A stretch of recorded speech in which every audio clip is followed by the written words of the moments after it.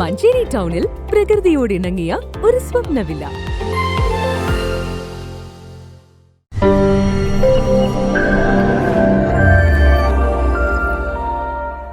മഞ്ചേരിയിൽ അതിഥി തൊഴിലാളിയെ കല്ലുകൊണ്ട് തലക്കടിച്ച് കൊലപ്പെടുത്തിയ കേസിൽ 2 പേർ പിടിയിൽ.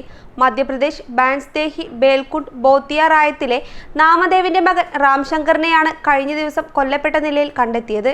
ഇതര സംസ്ഥാന തൊഴിലാളിയെ കല്ലുകൊണ്ട് തലക്കടിച്ച് കൊലപ്പെടുത്തിയ നിലയിൽ കണ്ടെത്തിയ സംഭവത്തിൽ മധ്യപ്രദേശ് സ്വദേശികളായ 2 പേരാണ് പിടിയിലായത്.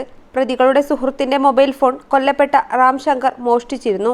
ഇതിനു മുമ്പ് താമസ സ്ഥലത്ത് നിന്ന് മറ്റൊരു ഫോണും മോഷ്ടിച്ചിരുന്നു. ഞായറാഴ്ച രാത്രി ഇതു സംബന്ധിച്ച് പ്രതികളും ഇയാളും തമ്മിൽ വാക്കുതർക്കമുണ്ടായി.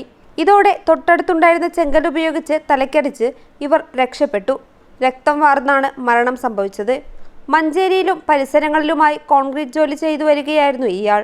2 ദിവസം മുമ്പാണ് ഇയാളെ മഞ്ചേരിയിലെ താമസ സ്ഥലത്തു നിന്നും കൂടെയുണ്ടായിരുന്ന തൊഴിലാളികൾ പറഞ്ഞുവിട്ടത്. തിങ്കളാഴ്ച രാവിലെ 7:30 കുത്തുകൽ റോഡിന് സമീപത്തുള്ള നടപ്പാതയിലാണ് നാട്ടുകാർ മൃതദേഹം കണ്ടത്.